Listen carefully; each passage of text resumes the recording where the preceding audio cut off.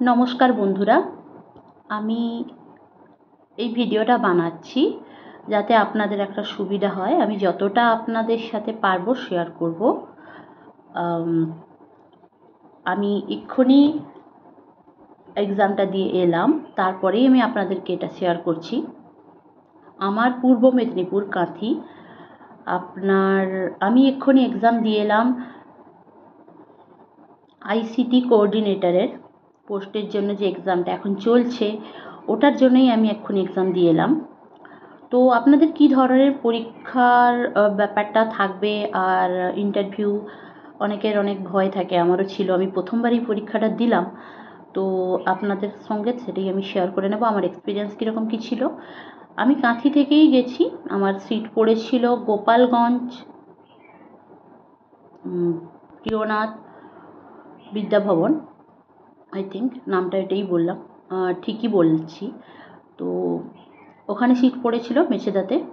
এবার আমি ওখানে গেছিলাম এক্সাম দিতে। এবার টাইম ছিল 2টো থেকে 3টে, কিন্তু আমি যেটা গিয়ে দেখলাম, আমি ওখানে পৌঁছাই 1টার সময়।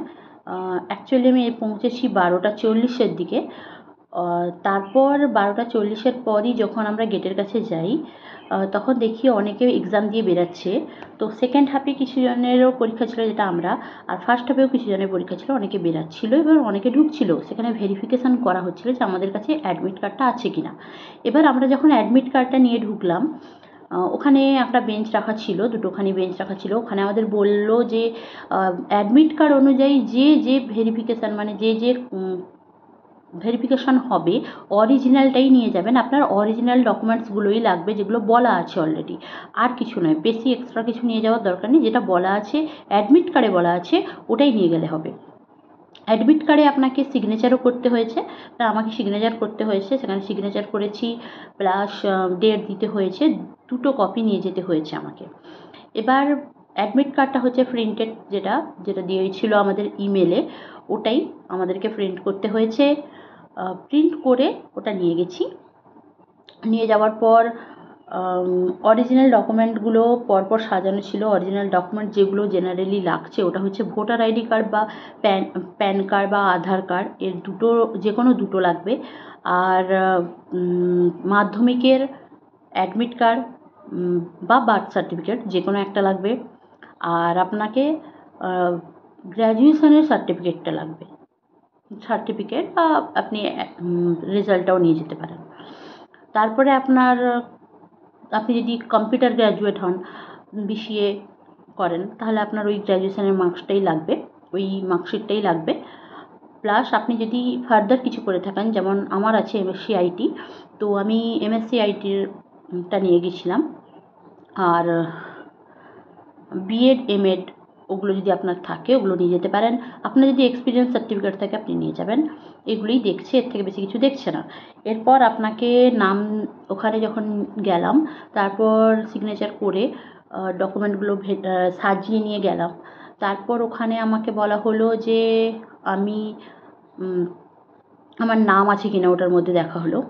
তো ওখানে আমার নাম খুঁজে দেখা হলো, রেজিস্ট্রেশন নাম্বার দেখলেন। তারপরে আমাকে একটা মাস্ক দেওয়া হলো। এই দেখুন, এই মাস্কটা দেওয়া হয়েছে। এবার এই মাস্কটা আমাকে ফ্রিতেই প্রোভাইড করা হয়েছে। এবার আমি মাস্কটা পরে, আমাদের ওখানে একটা ডায়াস ছিল স্কুলে, তো ওই ডায়াসে গিয়ে ওখানে নানা রকম জায়গায় ভেরিফিকেশান হচ্ছিল। ওখানে গিয়ে আমার নাম ভোটার আইডি কার্ড আমি দেখালাম। ওখানে আমার নাম জিজ্ঞেস করা হলো, বাবার নাম মিলিয়ে দেখা হলো, আর আমার ডেট অফ বার্থ জিজ্ঞেস করা হয়েছিল। তো আমি সেগুলো মিলিয়ে দেখলাম।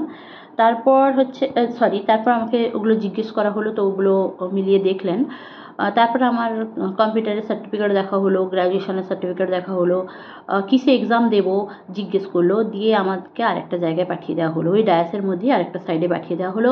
এবার সমস্ত ডকুমেন্ট ঢুকিয়ে নিতে বললো, শুধু অ্যাডমিট কার্ডটা রাখতে বললো। তারপর অ্যাডমিট কার্ড রাখার পর ওখানে আমি ট্যাবে এক্সাম দিচ্ছিলাম, তো ট্যাবটাকে রিস্টার্ট করতে বললো। দিয়ে রিস্টার্ট করে আবার স্টার্ট করলাম।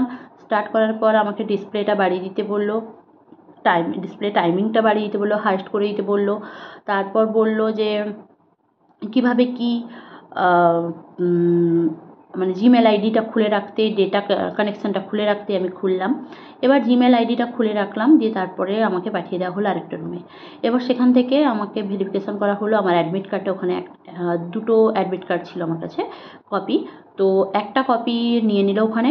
তারপর ওখানে রিটেন এক্সামের জন্য আমার বললো যে আপনার এটা বলুন, আপনার রেজিস্ট্রেশন নাম্বারটা বলুন। আমি রেজিস্ট্রেশন নাম্বারের লাস্ট 5টা ডিজিট জিজ্ঞেস করা হলো, ওখানে বললাম। ইমেল আইডিতে আমার পাঠিয়ে দেওয়া হলো লিঙ্কটা।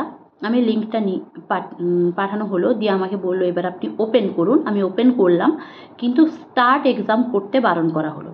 দিয়ে আমাদেরকে একটা হল রুমে পাঠানো হলো।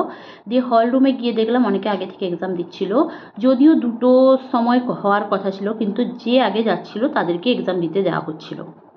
এরকম কোনো বাউন্ডারি ছিল না যে 2টোর সময়েই এক্সাম শুরু হতো।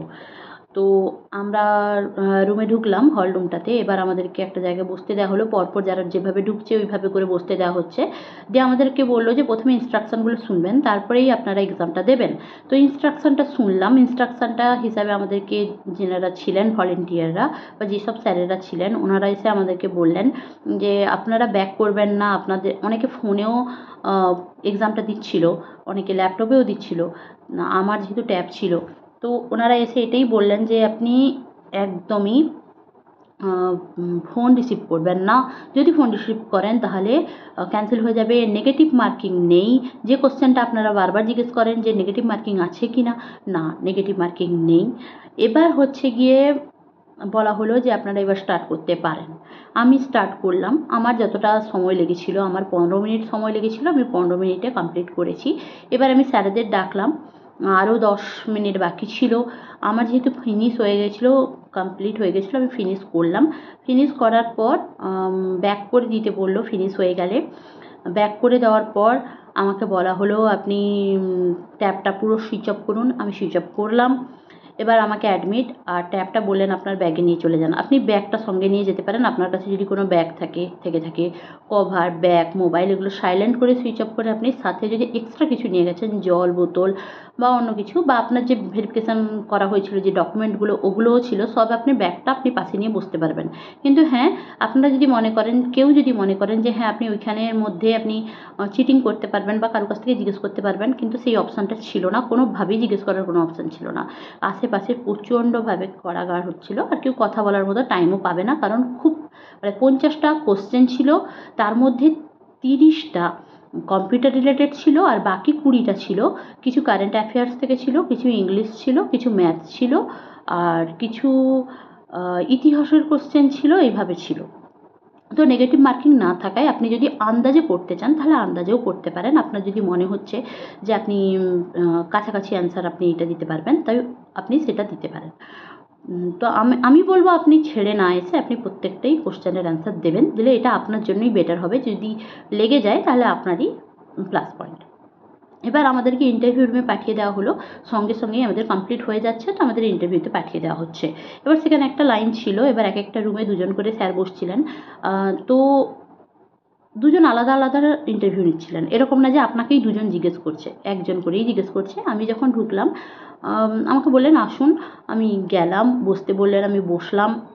এবার ইন্টারভিউতে হচ্ছে গিয়ে আমাকে কিছু কোশ্চেন জিজ্ঞেস করা হলো। আমাকে যেমন জিজ্ঞেস করা হয়েছিল যে আপনার বাড়ি কোথায়, আপনার নাম কি, আপনি কোথা থেকে এসেছেন, আপনি কী পড়াশোনা করেছেন, প্রথমে এইসব জিজ্ঞেস করা হলো। তারপরে আমি যখন বললাম, তারপরে আমাকে যেমন জিজ্ঞেস করা হয়েছিল কোশ্চেনগুলো যদি আমি আপনাকে কয়েকটা বলি, তার মধ্যে আমার যতটা মনে পড়ছে, আমাকে জিজ্ঞেস করা হয়েছিল যে আপনি এমএসসি আইটি করেছেন, আপনার কী কী সাবজেক্ট ছিল। তো আমি বলেছি সি প্লাস প্লাস, এই ধরনের আমাদের অনেক প্রোগ্রামিং ল্যাঙ্গুয়েজ ছিল, আরও আরডিবি এমএস এগুলোও ছিল। তো তখন আমাকে বললেন যে সি প্লাস প্লাস এগুলো কী। আমি বললাম প্রোগ্রামিং ল্যাঙ্গুয়েজ। তখন জিজ্ঞেস করা হলো যে এগুলো কিসের জন্য ব্যবহার করা হয়। আমি বললাম অ্যাপ তৈরি করার জন্য ব্যবহার করা হয়। তো তারপর উনি আমাকে জিজ্ঞেস করলেন আপনি কি ওয়ার্ড, এক্সেল, পাওয়ার পয়েন্ট এগুলো জানেন। আমি বললাম হ্যাঁ জানি। তো উনি আমাকে জিজ্ঞেস করলেন কপির শর্টকাট ফর্ম কী। তো যেটার উত্তর আমি দিয়েছিলাম। তারপর আশা করছি আপনারাও জানেন, কন্ট্রোল V। তো উনি আমাকে দুবার করে জিজ্ঞেস করেছেন ইজ ইট রাইট, আমি বললাম হ্যাঁ এটাই হবে। তো তারপর আমাকে বলা হলো যে হাইপার লিঙ্ক কীভাবে অ্যাটাচ করব, তো সেটা আপনাকে আমাকে অ্যান্সার দিতে হয়েছে। হাইপার লিঙ্কের শর্টকাট ফর্ম কী, কীভাবে ইনসার্ট করব এটা জিজ্ঞেস করা হয়েছে। তারপর আমাকে জিজ্ঞেস করা হলো যে ইমেল জানেন, আমি বললাম হ্যাঁ জানি। তো আমাকে জিজ্ঞেস করা হলো যে ইমেলের মধ্যে সিসি আর বিসিসির ফুল ফর্ম কী, আমি বললাম carbon copy and blind carbon copy. তো কেন ব্যবহার করা হয়, আপনারা অনেক ভিডিওতে এগুলো পেয়ে যাবেন, আমি আর এগুলো ডিসকাস করছি না। কী ধরনের কোশ্চেন এসেছিলো আমি সেটা শুধু বলি, কারণ আপনার অনেক লেন্দি হয়ে যাচ্ছে ভিডিওটা, তারপরেও আমি এই কোশ্চেনগুলো আপনাদেরকে শেয়ার করছি। তারপর হলো আমি যখন এইটা উত্তর দিলাম, তারপরে উনি বললেন যে মেল মার্চ কী, মেল মার্চ কেন ব্যবহার করি, কেন ব্যবহার করব, কি দরকার ব্যবহার করার, তো এগুলোর অ্যান্সার দিলাম। তারপরে আমাকে আই থিঙ্ক আরও 2-3টা কিছু কোশ্চেন জিজ্ঞেস করা হয়েছিল, আমি সেগুলো এই মুহূর্তে মনে করতে আর পারছি না। তো আমি যতটা পেরেছি আপনাদের সঙ্গে শেয়ার করেছি। তারপর আমাকে বলা হলো যে ঠিক আছে, আপনি যদি পাস করেন তাহলে আপনাকে কল যাবে ট্রেনিংয়ের জন্য, তারপর আপনাদের ভ্যাকেন্সি অনুযায়ী আপনারা সেখানে জয়েন করতে পারবেন। তো এটাই ছিল আমার ওভারঅল আজকে এক্সামের এক্সপিরিয়েন্স। আর মোটামুটি ভালো এক্সাম হয়েছে। ইভেন যেগুলো রিটেনে ছিল, মানে যেগুলো আমাদের ট্যাবে মানে একটা লিঙ্ক ছিল, সেই লিঙ্কে যেটা অ্যান্সার করতে হয়েছিল, তার মধ্যে ম্যাথ থেকে 2টো কোশ্চেন ছিল, স্পিড থেকে মানে দূরত্ব এটা থেকে, আর একটা হচ্ছে দূরত্ব ঘন্টা, যেটা সময় এবং স্পিড, সেটার উপরে ছিল একটা কোশ্চেন। জিআই এর কোনো কোশ্চেন আমি দেখতে পাইনি। ইংলিশ থেকে ছিল অ্যান্টোনিম, সিনোনিম এই ধরনের কিছু ছিল। যেমন একটা কোশ্চেন ছিল কাইন্ডের অ্যান্টোনিম কী, সেখানে ছিল ক্রুয়েল। এই ধরনের অনেকগুলো কোশ্চেন ছিল। তারপর কলকাতার প্রথম মেয়র কে ছিল। তারপর একটা কোশ্চেন ছিল যে মেট্রো রেল কবে চালু হয়, প্রথম কবে ইলেকট্রিসিটি চালু হয় ইন্ডিয়াতে, কোন শহরে চালু হয়, সরি। আর কম্পিউটার রিলেটেড মোডেম নিয়ে একটা কোশ্চেন ছিল, রাউটার নিয়ে ছিল, র্যাম রোম নিয়ে কোশ্চেন ছিল। তারপরে কিছু কোশ্চেন যেটা রিটেন ছিল সেটা অনেকটাই টাফ ছিল, বাট যেটা ইন্টারভিউ ছিল ওটা আপনারা অবশ্যই ক্লিয়ার করতে পারবেন। যদি একটু পড়াশোনা করে যান অবশ্যই আপনারা রিটেনটাও ক্লিয়ার করতে পারবেন। তো ওভারঅল এটাই আমার যতটা মনে পড়েছে আমি পেরেছি আপনাদের সাথে। আপনি দেখতে পাচ্ছেন আমি এক্ষুনি জাস্ট বাড়ি ঢুকেছি, আমি আপনাদের জন্য ভিডিওটা বানাচ্ছি। তো আমি এখনও চেঞ্জও করিনি। তো আপনাদের যাতে এটা সুবিধা হয় তাই আমি জন্য ভিডিওটা বানালাম। আমি জানি না কতটা আপনাদেরকে ঠিকঠাকভাবে জানাতে পারলাম। তো হোপ আপনাদের এটাকে ঠিকঠাক লাগবে, আর হোপ ফর দ্য বেস্ট। আর আমার জন্য দোয়া করবেন, রমজান মাস চলছে, আর যাতে রেজাল্ট আমি করতে পারি। প্রথমবার আমি এক্সাম দিলাম, আর আপনারাও খুব ভালোভাবে পরীক্ষা দিন। All the best, stay happy, bye bye.